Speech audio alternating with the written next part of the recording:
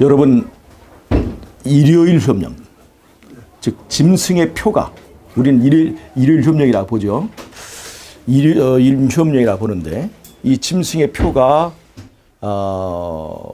어떤 사람들은 베리칩이다, 또 뭐 여러 가지 그 이야기들이 많이 있어요. 그런데 일요일 협령은 어떻게 내리게 되는가에 대해서 오늘 제가 말씀을 좀 드리려고 해요. 일요일 협령을 내리기 위해서는 미국의 경제가 붕괴하고 그 다음에 그것이 세계적인 공황이 되고, 그렇게 해서 이제 사람들이 극도로 이제 궁핍한 뭐 그런 상태가 됐을 때 일요일 협령이 내린다, 뭐 이렇게 얘기를 하기도 하는데, 저는 미국의 경제가 붕괴한다는 것을 절대로 그건 믿지 않습니다. 여러분, 마지막 때의 그 싸움은 예수님이 40일간 금식하고 시험 받을 때와 똑같은 시험이 됩니다. 그때 예수님께서 받은 시험이 뭐냐면 말씀이냐 떡이냐를 선택하라 하는 것이었어요. 즉 사람이 말씀으로 살 것인가 떡으로 살 것인가에 대한 선택을 하도록 예수님께 그런 시험이 주어졌어요. 그 시험을 극도로 힘들게 하기 위해서 40일간 금식하는 조치가 취해진 거예요. 왜냐하면 아담과 하와가 받았던 시험이 바로 먹는 것에 관한 시험이었어요. 네, 먹는 것에 대한. 그런데 그 당시에 아담과 하와는 그 선악과를 따먹을 때 극히 배고프거나 그러지 않았습니다. 금식한 상태에서 선악과를 봤더니 그냥 배가 고파가지고 그냥 하나님의 말씀이 뭐고 그냥 떠오르지 않아서 무조건 우고우고 먹은 것이 아니었어요. 즉 그러한 상태에서 아담과 하와가 시험에 넘어갔기 때문에 예수님께서는 그보다 더 좋지 않은 환경에서 그 똑같은 시험에서 이게 이기셔야 될 필요가 있었습니다. 그리고 마지막 때의 그 시험은 매매권과 관련되어 있어요.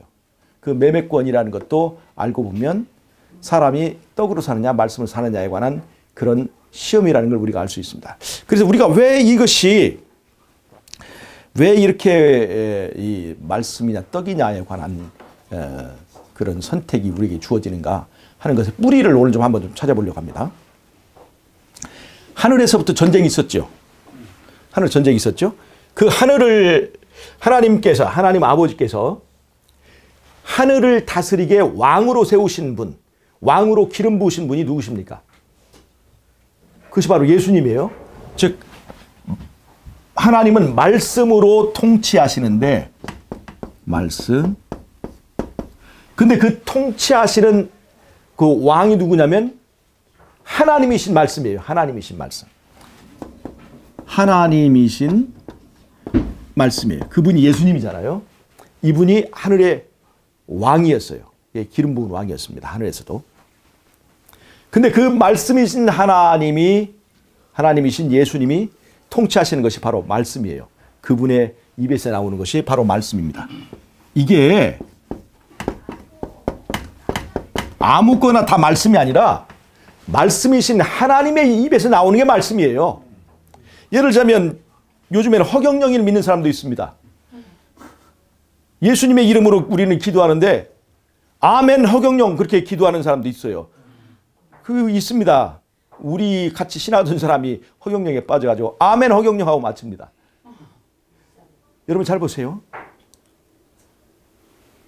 말씀이신 하나님으로부터 나온 그 말씀이 말씀이지, 그 하나님이신 말씀에서 나오지 않은 말씀은 거짓말입니다. 거짓말이에요. 진리가 아니에요. 우리가 우리의 기도도 예수님의 이름으로 기도할 때 그 기도가 진짜 기도가 되는 거예요. 또 예수님의 정신으로 기도해야 진짜 기도가 되는 거예요. 그래서 우리가 예수님의 이름으로 기도하는 거예요. 그런데 아멘 허경영 하면 잘 말해놓고 이게 전부 다 웃긴 얘기들이죠. 아멘 박명호, 뭐 아멘 이만희, 아멘 허경영, 이거는 전부 다 어리석은 것입니다. 말씀이신 하나님에게서 나오는 말씀이 진짜 말씀인 거예요. 그게 진리인 거예요. 자, 예수님께서 통치하시는 그 말씀이 바로 율법입니다. 율법이에요. 자, 사단은 예수님이 차지하고 있는 그 왕의 자리를 욕심냈습니다. 왕의 자리. 예수님의 자리, 예수님의 보좌를 욕심냈어요. 사단이. 근데 사단이 힘으로 예수님을 이길 수 있습니까? 없습니까? 사단은 힘으로 예수님을 이길 수가 없어요. 그분은 하나님이기 때문에. 그분은 이 말씀이 하나님은 다른 말로 하면 여호와였어요. 여호와. 하나님 아버지만 여호와가 아니라 예수님이 여호와셔요. 힘으로 이길 수 없기 때문에 사단이 예수님을 공격한 그 공격의 대상이 뭐냐면 바로 말씀입니다. 다른 말로 하면 율법을 공격했습니다. 율법을 공격했어요. 하나님의 말씀은 진리입니다. 그런데 사단은 진리를 향하여서 무엇으로 싸웠냐면 거짓말로 싸웠습니다. 자, 그래서 율법을 공격했습니다. 예수님은 힘으로는 이길 수 없지만 이 말씀을 공격했는데 뭐라고 그러냐면 이 말씀은 율법은 지킬 수 없는 율법이다. 그러니까 지킬 수 없는 율법을 가지고 강제하시는 예수님은 왕의 자격이 있어요, 없어요? 김일성이다 이 말이에요. 예수님은 한마디로 말하면 김일성이 같은 사람이다. 우리가 김일성이다 같은 사람이라고 하면 우리가 대통령을 뽑을 수 있어요, 없어요? 갈아치워야 되는 거죠. 우리가 북한의 정권은 평화로 공존하는 게 아니라 그건 갈아엎어야 되는 거예요. 그래서 북한 정권은 갈아엎어집니다. 절대로 그 정권과 평화 공존하려고 하는 것은 꿈인 거예요. 그건 개꿈입니다. 북한 정권과 김정은 정권과 남한 사람들이 평화롭기 위해서 그 수천만 원의 그 백성들이 그 정권 밑에서 이게 탄압을 당하고 그 밑에서 도탄에 빠져 있는데 남한 사람들이 평화롭게 살려고 그 정권을 인정하고 그 정권과 평화롭게 공존하려고 하는 생각 자체가 잘못된 거예요. 하나님은 이 김정은 정권을 평화 공존하게 만드는 것이 아니라 심판해서 갈아엎어버립니다. 그래서 김정은 정권이 무너지게 돼 있어요. 김정은 정권이 무너져야 북한에 있는 우리 동포들이 자유를 얻는 것입니다. 우리의 통일은 북한에 억압받는 백성들이 자유를 얻는 통일이야지 김정은이가 그의 정권을 천년 만년 누릴 수 있는 체제를 보장해주는 그런 통일은 정말 생각해서도 안 되고 있어서는 안 될 것이라고 하는 거죠. 자, 그래서 지킬 수 없는 율법을 강요하신다. 그 다음에 그 율법이 우리의 자유를 빼앗는다는 것입니다. 그게 일리가 있잖아요. 우리가 율법대로 하면 하나님의 말씀대로 율법대로 십계명대로 지키면 우리가 먹고 싶은 건 마음대로 먹을 수 있어요. 우리가 가고 싶은 건 마음대로 갈 수 있어요. 놀고 싶은 건 마음대로 놀 수 없다는 걸 우리 삶에서 많이 느끼죠. 잘 보세요, 여러분. 하나님의 율법이 우리에게 자유를 줍니까? 아니면 우리를 억압하고 못하게 하는 뭔가 우리 행복에 제약을 주는 것입니까? 어떻게 생각하십니까? 때때로 그런 생각할 수 있잖아요. 우리가 안식일만 안 지키면 얼마나 더 잘 살 수 있었을까 생각할 때 있죠. 그러니까 안식일이 내 행복을 빼앗는 것처럼 생각할 수 있어요. 우리가 마음대로 거짓말할 수 있다면 거짓 증거하지 말라는 그 계명 때문에 거짓말하지 못해서 내가 그 다른 사람보다 이제 그 불리한 위치에 놓일 때가 있어요. 제가 예전에 과일 장사를 좀 했었는데 과일 장사할 때 사람들 물어봐 이거 얼마에 뗀 거냐고. 근데 나는 거짓말을 못하니 그때 조금 비싸게 됐다고 얘기하면 뭐 냉겨먹는 것이 아닌 좀 하는데 자꾸 원가를 물어보는데 저는 그냥 정직하게 다 얘기하고 조금 묻혀서 먹었어요. 그랬더니 장사가 안 되더라고. 사람들은 거짓말을 해야 장사에 유리합니다. 그런데 거짓말하지 못하면요 굉장히 불리할 때가 있어요. 물론 나중에는 이 사람 거짓말하지 않는구나 하는 이게 하나의 레테르가 붙여지고 그게 브랜드가 되면 그렇게 될 수 있지만 잠깐 동안은 거짓말하지 않는 사람이 굉장히 불리합니다. 장모님 거짓말 부자가 아닌데 거짓말한대요. 부자지가 그러니까 그래서 거짓말을 하는 것 그 율법이잖아요. 그 율법이 우리를 불편하게 하는 거예요. 거짓말 좀 잠깐 하면 내가 얼마나 좀 편하게 살 수 있는데 그놈의 거짓말 때문에 내가 거짓말하지 말라는 것 때문에 굉장히 가슴에 이게 참 불안하고 참 그럴 때가 있거든요. 그런 정신 속에 우리가 사단의 그 주장에 동조하는 경우가 있어요. 그냥 말씀대로 살면 나에게 안 좋은 일이 생긴다. 그런 일이 될 수가 있습니다. 제가 아주 오래전에 사고를 냈었는데 청년들이 함께 있다가 그 한 청년이 경운기를 몰고 가는데 경운기를 이제 몰아본 지 얼마 안 돼가지고 서툴었어요. 그래서 경운기를 몰고 그 뒤에 청년들을 태우고 막 가는데 삼거리가 나왔는데 그 삼거리는 큰 길에서 차가 막 다니는 막 쌩쌩 달리는 큰 길이었어요. 근데 경운기를 몰고 가다가 잘 왔는데 앞에 차가 싱싱 나가니까 이 사람이 당황해버렸어요. 브레이크를 어떤 쪽을 잡아야 자기들이 가려는 이 오른쪽으로 이게 우회전을 해야 되는지를 이 사람이 까먹은 거야. 이거 가지고 이게 브레이크를 눌러야 되는데 어떤 쪽인지 이게 당황되니까 하면서 차가 한 대가 쉥 앞을 지나가 버렸어요. 경운기 앞으로. 안심이다 그랬더니 두 번째 차가 와가지고 옆구리를 콱 박아버렸어요. 경운기로. 하는 순간에 뒤에 있는 사람들도 하고 있는데 그러면 경운기가 차의 옆구리를 콱 박아버렸어요. 문짝을. 브레이크 못 잡은 거지. 그러니까 브레이크를 왜 못 잡았냐면 어떤 쪽을 잡아야 되는지를 몰라가지고 못 잡은 거예요. 여러분 그 경운기를 아시는 분들 아실 거예요. 경운기는 잡는 쪽에 그쪽으로 하거든요. 방향으로 가요. 그러니까 이 사람이 서툴러가지고 경운기를 본 지 얼마 안 돼가지고 막 차가 지나다니까 생각이 없어져 버린 거예요. 그래가지고 차를 박았습니다. 쾅 박았어요. 쭈그러졌어요. 그날 큰일 났어요. 진짜 그때 우리가 돈도 없고 진짜 그냥 돈이 한 100만 원 더 생겨도 지금 어떻게 쓸까 모르는데 그러면 차를 박았으니 같이 타고 있던 그 친구가 막 나섰습니다. 딱 교통사고 나면 어떻게 된 줄 아세요? 목소리 큰 사람이 이기는 거예요. 그래서 이 친구가 목소리를 크게 얘기했어요. 이거 우리가 잘못한 거 아니라 우리 저기 이제 잘못을 상대편에다 막 몰아붙이기 넘기기 시작했어요. 큰 소리로. 막 그 차에서 운전사랑 나오는데 어깨들이 나왔어요. 어깨들이. 깡패들이. 이 쌍욕을 하면서 이 새끼들 뭐야 이게 죽여버리겠다고 하면서 막 그러면 차를 경운기로 박아버렸으니 잘 가던 차를 진짜 너무나 철박한. 근데 제가 하나님 정말 지금 도와주실 때입니다. 잠깐 눈 감지도 않고 기도하고 여기서 잘못을 인정하면 참 진짜 이게 고쳐줄 돈도 없고 잘못을 인정하면 끝장인 거예요. 여기서 머리가 팍팍 돌아가면 여기서 빨리 목소리를 크게 나가서 해결해야 되니까.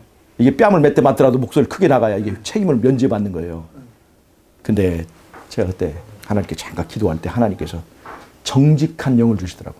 그래서 내가 그 친구들 다 불리고 그 사람들 앞에 나서가지고 그렇게 막 때릴 것처럼 막 욕을 하면서 오는 사람들 앞에 나와서 선생님 이거 100% 우리가 다 잘못했습니다.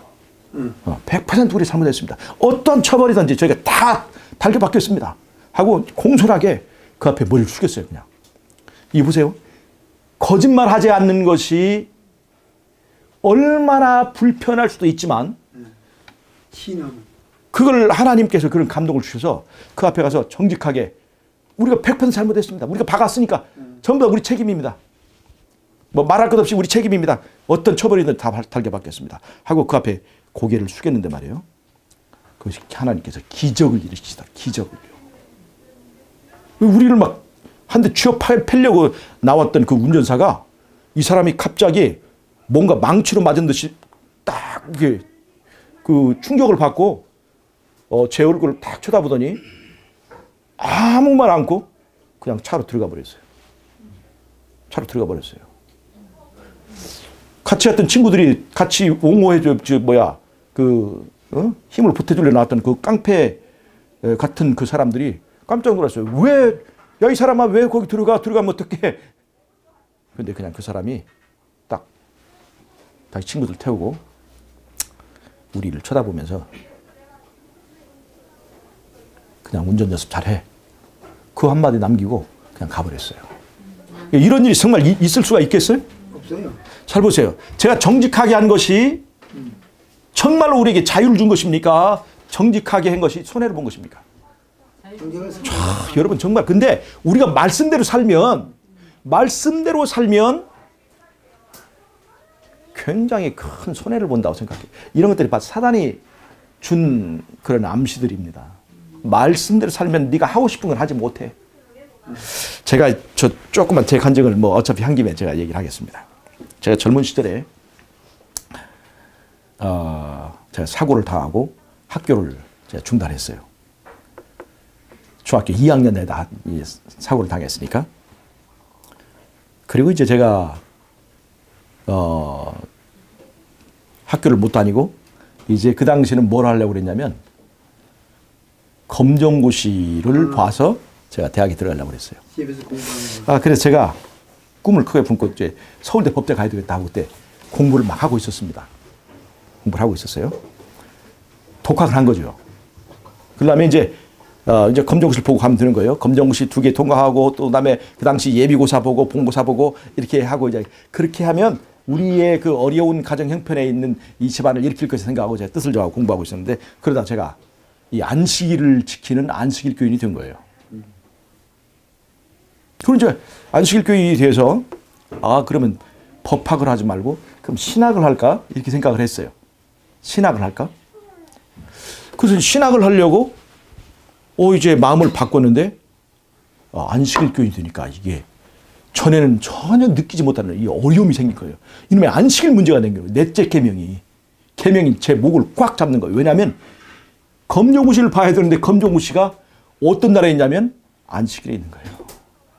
이틀에 있었어요. 그 당시는. 이틀에 나눠보는데 그 한 날이 안식일에 걸린 거예요. 안식일에. 그래서 제 생각이 고민이 됐습니다. 그때 생각이 이 안식일이 내 앞길을 가로막는구나. 하나님의 계명이 말이죠. 저의 자유를 억압하는 거예요. 그래서 제가 신학을 하려고 하는데 안식일 그냥 범하고 신학을 갈까? 아니면 그냥 하나님께 맡기고 순종할까? 하고 고민하다가 그냥 하나님의 약속을 믿고 그냥 믿고 순종하기로 했어요. 그냥 순종했어요. 그 젊은 날에. 그러고 나니까 말이죠. 그렇게 순종을 하고 선택하고 그 길을 가는데 아무것도 할 수 없는 거예요. 아무것도. 대학도 다 물 건너 버렸어요. 검정고시라고 하는 그 과정을 통과하지 않으면 제가 대학이 날아가 버린 거예요. 대학이 다 날아가 버렸습니다. 이제까지 법대 가려고 내가 준비했고 그다음에 신학을 가려고 준비했는데 이제 아무리 공부를 잘하고 별해도 이 안식일 교인이 된 이상은 이제 안식일에 시험을 보면 이제 불순종하면 안 되는 거예요. 그래서 고민하다가 순종의 길을 제가 선택했습니다. 그리고 저에게 떨어진 건 뭐냐면 아무것도 할 수 없었어요. 그래서 과일 장사했습니다. 니아까 끌고. 얼마나 자존심 강하던 저였는데 그냥 니아까를 끌고 이제 시장 바닥에서 과일 장사가 됐습니다. 그 과일 장사한 얘기를 하면 별별 전설 같은 얘기가 있습니다. 그러면 경험도 없는 그 사람이 과일 장사를 한다고 니아까를 어떻게 교회 니아까를 가지고 왔다가 돈 벌기 전에 그 니아까로 아줌마 옆에 있던 아줌마를 옆구리를 쳐가지고 그놈의 약값도 물어주고 장사를 시작하고 한 그런 정말 재미있는 얘기가 있었습니다. 그 후로 저에게 떨어진 것은 사망의 음침한 골짜기였습니다. 아무것도 할 수 없는 거예요. 제가 두 가지 제 인생을 가로막는 것이 뭐냐면 거짓말할 수 없다는 것. 그 다음에 안식일 지키는 안식교인이라는 거. 이 두 가지 굴레가 제가 이제 독학에서 그래도 영어도 잘하고 하기 때문에 제가 어디 학원 같은 데 취직할 때 이제 학력을 부르면 제가 영어를 대학생도 가르치고 뭐 그랬으니까 영어 가르치는 건 정말 잘했어요. 그러니까 제가 그냥 대학교 나왔다고 해도 사람들이 그걸 의심하거나 하지도 않아요. 그냥 물어보는 데도 있었으니까. 그러니까 내가 대학교 나왔다 하면 그냥 끝인 거예요. 근데 그 거짓 증거하지 말라는 그 9번째 계명 때문에 그냥 정직하게 다 얘기하면 그냥 학력이 없으니까 잘리고 그다음에 안식일 때문에 잘리고 그래서 별짓 다 했습니다. 그냥 걸레 장사, 뭐 과일 장사, 뭐 안 해본 장사가 없어요. 별 장사 다 했습니다. 그러면 그 새로 나왔다는 그 물걸레 그 기계를 뭐 짜는 그 길래 가지고 창을 닦는 시범을 보였더니 그놈이 물이 묻어가지고 더 번져버려가지고 깨끗한 걸 좀 보여주려다 더 번져가지고 그냥 너무나 멋쩍어서 그냥 후다닥 도망갔던 적도 있고 그렇게 제가 세월이 한 40년이 지났어요. 다 잊어먹었죠. 다 잊어먹었죠. 제가 그 선택을 하고 나서 이 세상은 저에게 정말 사망의 음침한 골짜기였습니다. 너무나 어떻게 보면 교회에서조차 이렇게 할 것이 없어진 제가 설 곳이 없었습니다. 교회에서조차 제대로 된 직장 없고 제대로 된 돈벌이 못하는 제가 그냥 멸시와 천대의 대상이었습니다. 교회에서조차. 어떤 때는 정말 시험이 너무나 커서 말이에요. 이 목회자들한테도 무시당하고 교인들한테도 무시당하고 정말 그런 시간을 지냈어요. 그리고 이제 나이가 먹었어요. 한 40년쯤 지난 요 근래에 제가 제 삶을 뒤돌아보게 됐어요.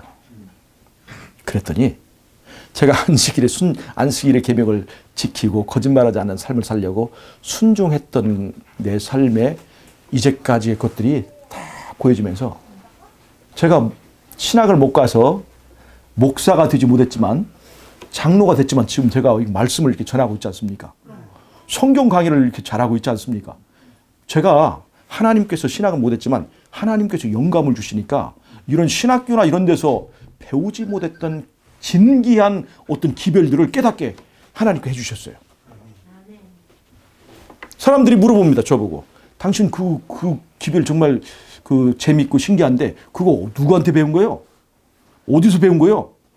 근데 저는 신학도 못 갔고 누구한테 배우지도 못했어요. 그럴 자격이 안 됐으니까.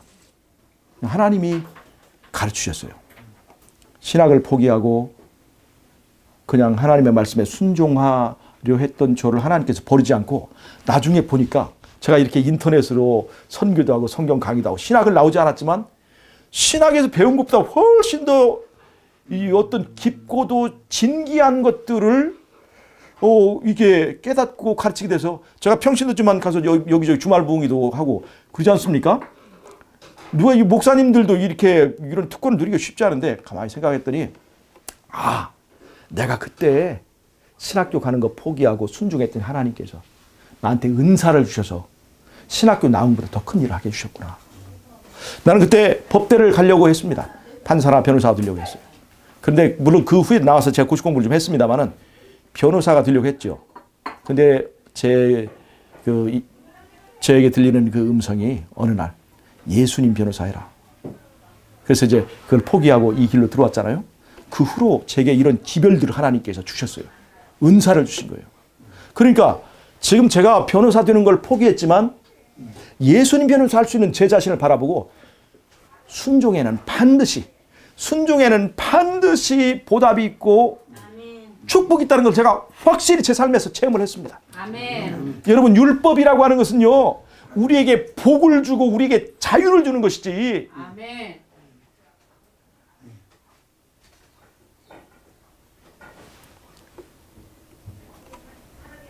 이게 우리를 억압하는 것이 아닙니다. 그 당시는 제가 잠깐 동안 손해를 보는 것 같다고. 아멘. 제가 얼마 전에 법적인 문제로 심판을 받아야 될 때가 있었어요. 어떤 문제가 있었어요. 제가 그걸 자세히 제 프라이버시 때문에 말씀 못 드리는데 근데 거기에 저와 연결되어 있는 우리 집사람과의 관계 때문에 그 우리 집사람의 명의로 되어 있는 그 땅이 사실은 우리 것이 아닌데 우리 집사람 이름으로 명의가 되어 있는데 제가 만약에 정직하게 얘기를 하면 그 땅에 큰 손해를 보게 될 그런 일이 생겼습니다. 제가 자세하게 말씀을 못 드리는데. 그러니까 이게 법원에 가서 내가 정직하게 얘기하면 저뿐만 아니라 다른 사람의 큰 타격을 가져올 문제가 생겼어요. 그리고 이제 저를 이렇게 이제 심판하는 어떤 그분이 저보고 이제 목사냐고 물어봤어요. 그래서 내가 이제 목사는 아니고 이렇게 평신도로 이렇게 일하는 사람이라고 그랬더니 이 사람이 제 말의 진위를 알아보려 인터넷으로 탁 검색을 해보더라고요. 그랬더니 막 제가 제 활동 기록이 그냥 짜라락 나오니 이 사람이 당신 말이 맞다고 하면서 저를 이제 신뢰하면서 이분이 저를 많이 이렇게 도와줘가지고 제가 판사님 앞에 가서 큰 은혜를 받았습니다. 그래서 그냥 완전히 다 해결이 돼버렸어요. 근데 그 전날 꿈속에 제가 법정에 나가 있는 거예요. 판사님이 저한테 물어보는 거예요. 근데 제가 그 앞에서 꿈속에 말해요. 에이, 하나님을 믿고 정직하게 말해요. 정직하게 딱 말을 하고 정직하게 거짓말하지 않고 딱 얘기를 하고 그냥 꿈이 깨버렸어요. 이게 그러니까 가슴이 후련하더라고 이게. 판사 앞에서 정직하게 다 얘기하고 정직하게 얘기하면 저한테 큰 불이익이 생길 수 있는 그 진술을 해버리고 그냥 딱 그게 꿈이 깨버렸어요. 그 재판 받기 전에. 근데 가슴이 후련하더라고요. 그리고 그 다음날 가서 이제 재판을 받는데 제게 아주 커다란 그말로 은총이 돼가지고 제가 그 모든 책임에서 싹 벗어날 수 있도록 하나님께 해주셨어요. 진실하면 이게 말이에요. 거짓말하는 것이 편할 때가 있습니다. 제가 법정에 가서 어떤 것을 은폐해야 될 그런 사건에서 말이죠. 정말 정직하게 말하면 세상 말로 병신입니다. 그런데 우리가 하나님을 믿는 사람으로 정직하게 살기로 할 때 하나님께서 축복을 주신다고 저는 생각합니다. 내가 만약 그 꿈속에서 요령을 피우고 꿈속에서 판사 앞에서 내가 거짓말을 하고 꿈을 깼더라면 아마 어쩌면 하나님께서 그런 축복을 안 주셔서 모르겠어요. 근데 제가 정직하게 얘기하고 했더니 그런 자유를 하나님께 주시더라고요. 정직. 그런 자유를 주시더라고요. 율법에 순종하는 것이 자유냐 아니면 억압이냐, 이것이 하늘에서 시작된 대쟁투의 이슈였다는 것입니다. 율법에 순종하는 것이, 순종하면 천국이냐 지옥이냐, 여러분 어떻습니까? 이것이 하늘에서 시작된 그 전쟁의 그 이슈였어요. 그래서 율법을 순종할 수도 없고, 순종하는 사람들은 지옥이 그 율법 때문에 아무것도 못하고 행복을 빼앗기고 그 율법이 지옥을 만든다 하는 것이 사단의 주장이었어요. 그래서 그 율법으로 통치하는 예수님은 왕이 될 자격이 없다. 그래서 율법을 공격했습니다. 근데 이 율법이 공격을 받으면 뭐가 무너지냐면 예수님의 신성이 무너집니다. 즉 무슨 말이냐면 예수님이 하나님이시잖아요. 여호와시잖아요. 예수님이 여호와신데 여호와이신 증거 어디 나오냐면 그게 말씀의 능력이 나타나요. 즉 예수님이 여호와이시기 때문에 말씀하시면 말씀하신 대로 이루어집니다. 즉 말씀이 말씀으로 끝나지 않고 그것이 빛이 되고, 말씀이 말씀으로 끝나지 않고 육신이 돼야 되는 거예요. 그것이 바로 신성의 증거인 거예요. 자 보세요. 내가 여기 신이라면 말하면 말한 대로 돼야 안 돼요. 빛이 있으라면 빛이 있어야 되는 거예요. 이게 하나님이란 증거고 여호와란 증거예요. 말씀이, 하나님께서 우리에게 율법을 주셨어요. 말씀하셨으면 그것이 우리 삶에 실제로 빛으로 나타나야 되는 거예요. 그런데 그것이 불가능하다고 말하는 이 사단의 주장에는 예수님의 신성을 부정하는 것입니다. 즉 예수님의 신성을 한쪽에서 부정하고 또 한쪽에서는 사단은 우리도 신이다라는 걸 주장합니다. 우리도 신이다.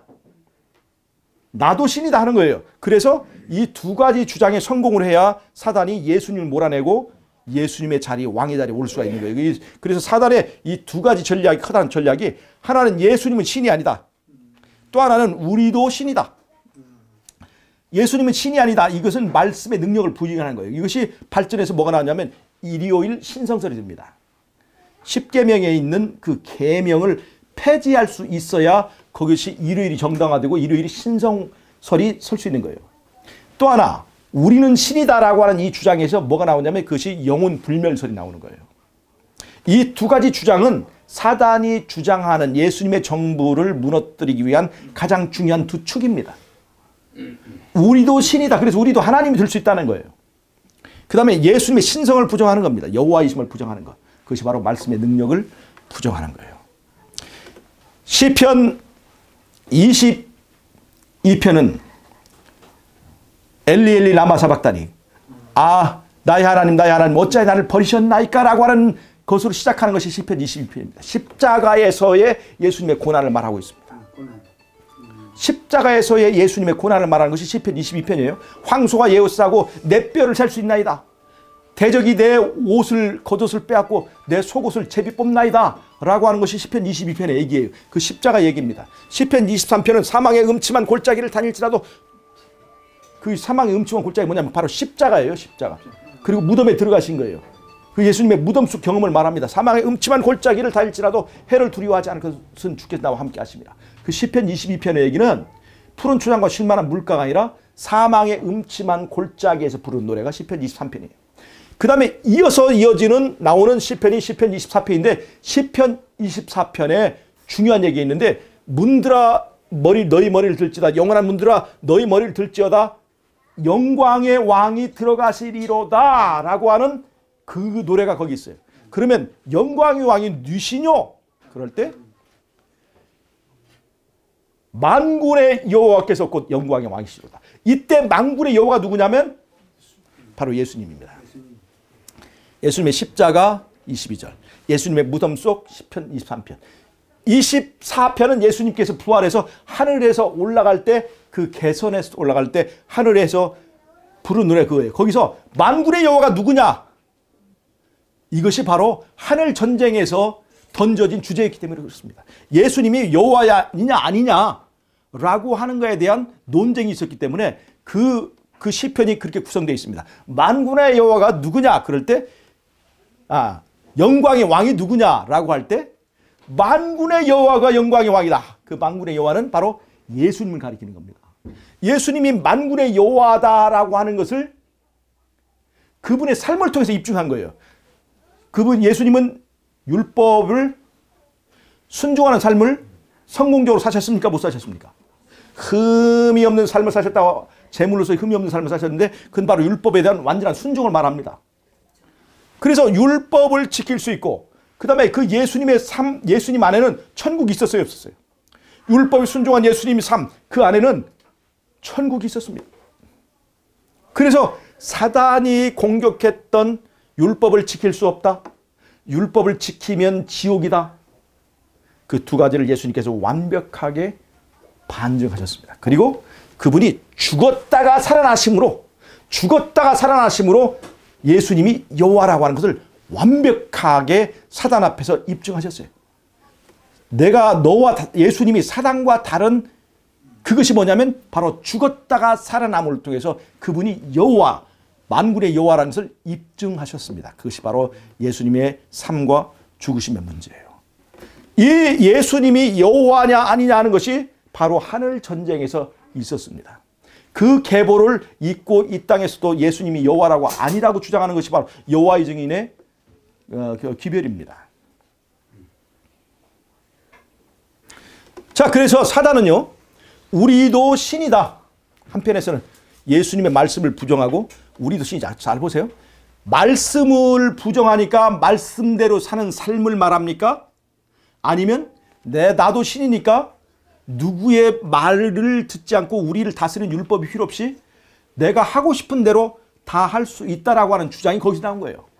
말씀을 부정하고 한쪽에서는 말씀의 능력을 부정하고 한쪽에서는 나도 신이다 라고 하는 주장을 통해서 말씀대로 살지 않고 내 멋대로 사는 것이 행복이고 그것이 이제 천국이다라고 하는 주장을 이 두 가지 가지고 이루는 거예요. 잘 보세요. 말씀대로 살지 않으면 우리는 어떤 삶을 살게 되냐면 본능대로 살게 됩니다. 본능대로. 먹고 싶은 것 먹고 하고 싶은 것 하는 것, 그것이 이게 말씀대로 사는 것의 반대예요. 그 사단이 추구하는 것입니다. 그 본능대로 사는 것을 그것이 이 사단이 주장하는 것인데, 그것이 진정한 자유라고 하는 것인데, 그 본능을 대표하는 것이 뭐냐면 식욕이에요. 식욕. 그 식욕을 상징하는 것이 떡입니다. 그래서 한쪽에는 말씀대로가 있고 한쪽에는 떡이 있는 거예요. 즉 말씀이냐 떡이냐라고 하는 이 예수님이 당하셨던 시험의 뿌리는 하늘에서 시작됐어요. 말씀의 능력을 부정하고 나도 신이다라고 하는 이 두 가지 사상에 의해서 결국은 말씀이냐 떡이냐가 나오게 되는 거예요. 아담과 하와가 그 시험을 받았어요. 말씀으로 살 것이냐 순종하고 살 것이냐. 잘 보세요. 선악과 따먹는 것이 그렇게 달콤할 것 같았어요. 순종하는 것은 굉장히 손해보는 것 같았습니다. 그런데 불순종의 결과는 처참했습니다.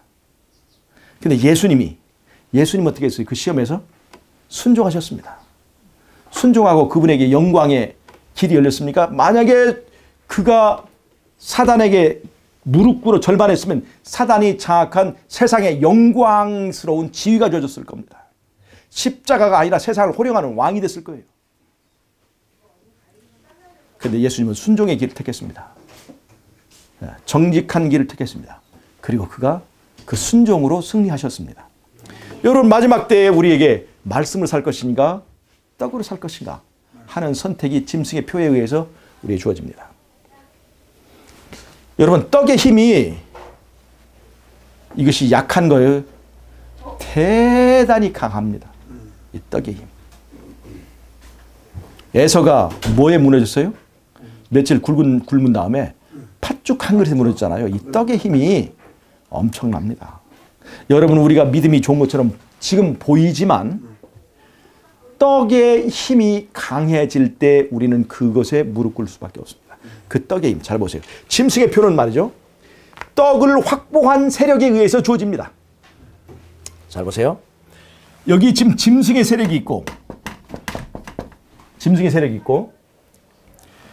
그 다음에 그 짐승이 이제 그 힘을 발휘하는 세상이 있으면 이 짐승의 세력은 떡을 확보해야 됩니다. 여기는 떡이 있고 그 다음에 나머지는 떡이 없어야 돼요. 떡이 없어야 그 무기 그것을 쓸 수 있는 거예요. 그러니까 짐승의 세력도 떡이 있고 그 나머지도 다 떡이 있으면 그걸 가지고 떡을 무기로 쓸 수 없는 거예요. 그런데 마치 요셉의 시대처럼 애굽에 7년간의 기근이 있었잖아요.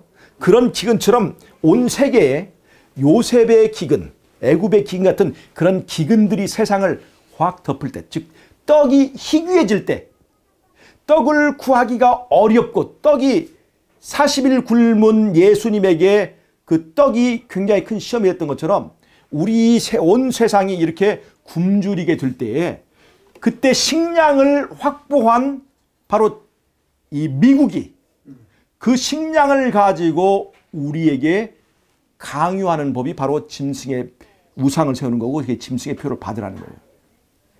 근데 미국이 이 식량을 확보한 미국이 식량을 무기로 전 세계에 종교를 통합하는 것이 바로 이 짐승의 표의 문제입니다. 종교를 통합하는 거예요. 자, 식량의 절대적인 그 무기를 확보한 이 미국이 쉬운 것을 요구할까요? 어려운 것을 요구할까요? 짐승의 표가. 여러분, 짐승의 표가 페리칩처럼 그것을 받으면 막 뇌를 조종하고 그것을 받으면 무서운 어떤 결과를 가져오는 사람들에게 공포감 주는 그런 것이 절대로 짐승의 표가 될 수 없습니다. 그거는 전 세계의 법을 통과해야 되는 거예요. 강제 법령이 돼야 되기 때문에. 그런데 이 짐승의 표는 왜 일요일 협력인가? 너무나 쉬운 것이기 때문에 그래요. 모든 세상 사람들이 가톨릭도 개신교도 그 다음에 믿지 않는 심지어 불교라도 이슬람이라도 받아들이기 쉬운 그것이 바로 일요일 예배입니다. 이 세상은 복잡한 종교적인 갈등과 그 종교적인 문제로 통합하기 어려운 상태에 이 종교가 통합하기 어려운 상태에 있습니다. 이 통합하기 어려운 종교를 통합하기 쉽게 만들어준 것이 바로 일요일 예배의 문제입니다. 일요일을 신성하게 지키는 종교로 통합하는 것은 하나님의 계명을 순종하는 사람들에게만 어려운 일이지 나머지에게는 아주 쉬운 것입니다. 누구나 받을 수 있게 만드는 거예요. 누구나. 그리고 그 받은 사람들에게 뭘 주냐면 미국이 확보한 그 곡식들을 배급해 주는 거예요. 그러니까 이 짐승의 표는 그것을 받아 먹는 사람들에게는 축복일까요? 아니면 굉장히 억압하는 것일까요? 이것이 아무것도 아니고 우리가 원래부터 쉬는 날에 쉬는 거고 그런 건데 어떻게 보면 아무것도 요구하지 않고 자기들이 확보한 곡식을 나눠주는 거예요. 물론 돈을 받고 팔겠지만요. 돈을 받고 팔 거예요.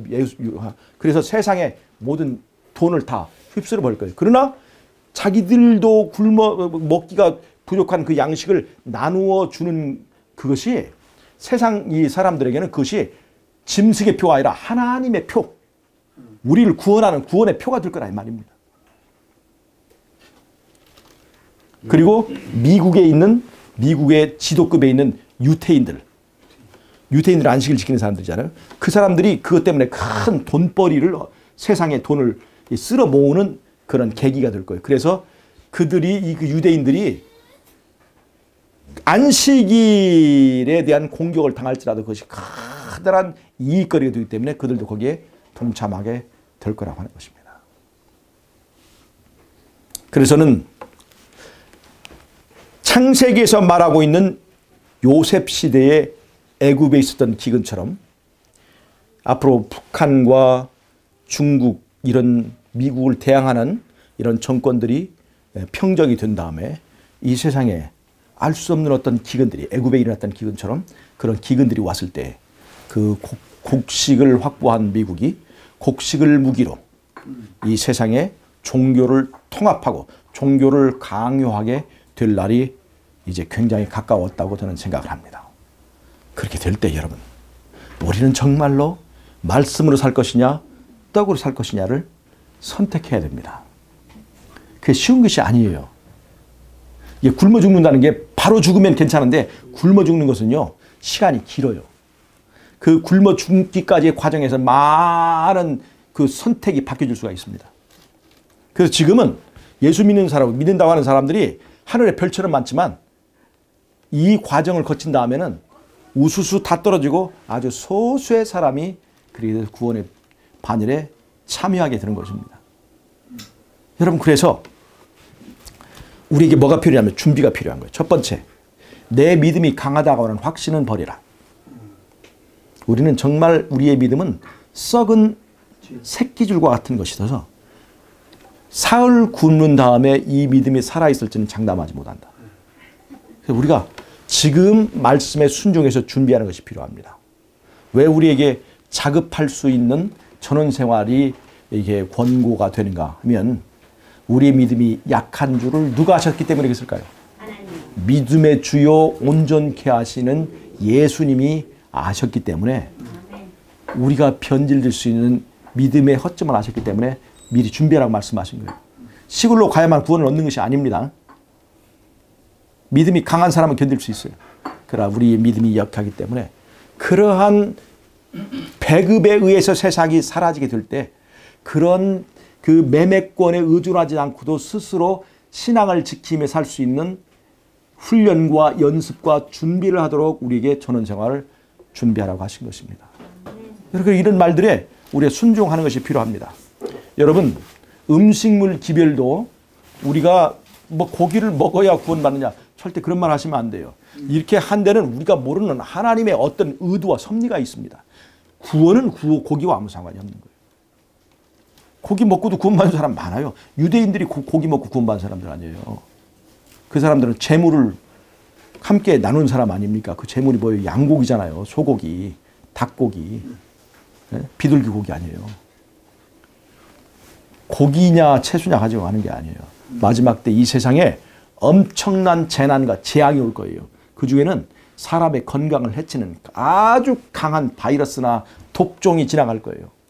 근데 그때에 짐승의 표를 받지 않으면 병원에 갈 수 없어요. 그 매매권이라는 것은 신용카드거든요. 신용카드 없이 병원에 갈 수 없어요. 그럴 때 홀로 살아남을 수 있도록 우리의 체력을 강하게 준비시켜주는 것이 바로 이제 이렇게 육식이나 이런 걸 하지 않는 것입니다. 여러분 조류독감 옛날에 무서운 조류독감이 돌 때 어떻습니까? 닭고기 먹은 사람이 벌벌 떨었잖아요.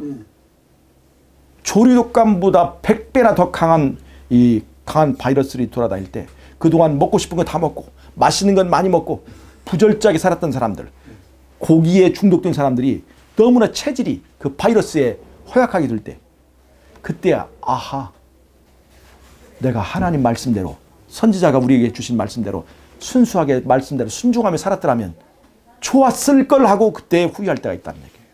지금은 모릅니다. 그러니까 언제부터 우리가 순종하는 게 좋을까요? 그때 순종하는 게 좋을까요? 지금 순종하는 게 좋을까요? 제가 얘기했잖아요. 제가 어릴 때 젊을 때 순종한 그것에 열매를 보기까지는 한 40년 걸렸어요. 이렇게 뒤돌아볼 때까지. 순종은 바로 효과가 나온 것이 아니라 몇 년 있어야 나타나는 경우도 있어요. 그러니까 그 적금은 지금 들여야 되는 거예요. 지금 순종하는 것이 그때의 효과를 봅니다. 그때는 아하! 내가 그때는 몰랐는데 그 말씀대로 살았더니 지금 이 강한 체력과 이 놀라운 그 은혜가 내 몸에 머물고 있구나. 하하! 순종이 나에게 복이었구나 하는 것을 그때 깨닫게 될 것입니다. 여러분, 제가 오늘 드린 이 말씀을 통해서 우리는 말씀으로 살 것이냐 떡으로 살 것이냐. 떡으로 사는 것은 내 멋대로 사는 것입니다. 지금도 내가 먹고 싶은 대로 먹고 뭐 하고 싶은 대로 다 하고 그렇게 사는 삶, 말씀이 있음에도 불구하고 그렇게 하는 것, 또 그것을 장려하는 것들에 귀 기울이면 안 됩니다. 우리는 말씀대로 순종하고 하나하나 고쳐나가는 것이 필요합니다. 북한의 문이 열리려고 하고 있습니다. 중국의 공산당 정권이 이제 무너질 날이 얼마 남지 않았어요. 그러고 나서 이 세상에 그런 엄청난 기근이나 이런 것이 올 때 전 세계적인 비상사태가 될 때 그 전 세계적인 비상사태를 해결할 것은 종교적인 통합이 필요하다. 그래서 종교 통합 운동이 있고 그 짐승의 우상을 세우는 거예요. 그게. 바벨론 느부갓네살이 종교를 통합하기 위해서 금신상을 태웠듯이 두라 평지에 금신상을 세웠듯이 이 위기에 빠져 있는 전 세계를 구하기 위해서 하나의 통합된 종교를 만들고 그것이 하나님의 인으로 둔갑해서 우리에게 제시되는 것이 바로 그것이 짐승의 표입니다. 그리고 아주 받기 쉬운 표, 그것이 일요일 협령이에요. 그리고 그 일요일은 누구의 권위를 말하는 거예요? 바로 짐승의 표의 배후 세력인 로마 카톨릭의 권위를 상징하는 것입니다. 그 안식일을 일요일로 바꾼 종교회의를 주도한 것이 바로 카톨릭이었기 때문에 그 카톨릭의 권위가 서려 있는 것이 바로 일요일이에요. 그래서 일요일 휴업령. 그리고 마지막에 세상을 속이는 두 거짓말은 일요일 신성설과 또 하나는 영혼 불멸설입니다. 영혼 불멸설 때문에 이것이 강신술이 나와요. 귀신이 말하게 되는 거예요. 잘 보세요. 마지막 때는 우상도 말하고 죽은 사람도 말하게 됩니다. 여러분, 우상은 말할 수가 없어요. 근데 말할 수 없는 것을 말하게 하는 것이 사단입니다. 그게 속임수죠. 죽은 사람 말할 수 없어요. 근데 죽은 사람을 말하게 하는 것이 강신술이에요. 사단은 이 두 가지 거짓말을 쓸 거예요. 그럴 때 여러분, 우리가 다 속아 넘어갑니다. 말씀에 순종하고 말씀에 살아있지 않은 사람들은 다 넘어가게 돼 있어요. 귀신이 말하고 우상이 말하는데 그것에 넘어가지 않을 사람이 누가 있겠어요. 지금도 우리 애들은 여기 뭐 얼마인가 곤지암인가 하는 영화 애들 보면 그 귀신 나오면 그놈의 귀신이 무서워서 사실 그게 다 사단의 장난인데 말이에요. 다 벌벌 떨어요. 여러분, 우리의 믿음이 시험받을 날이 아주 가까이 다가왔습니다. 말씀대로 순종하고 사는 저와 여러분이 되시길 바랍니다. 언제부터 순종해야 될까요? 오늘부터 순종해야 몇 년 후에 효과를 봅니다. 그래서 순종하는 저와 여러분이 되시길 바라면서 말씀을 마치겠습니다. 제가 기도하고 마치겠습니다. 하나님, 우리 아버지, 우리에게 말씀을 주셔서 감사합니다. 말씀에 순종하는 사람이 되어서 오늘의 순종으로 앞으로 우리에게 위기에 닥쳐올 때 그것이 큰 축복이 되는 그 결과를 받은 저와 우리 모두가 될 수 있도록 축복해 주시기를 예수님의 이름으로 기도하옵나이다. 아멘.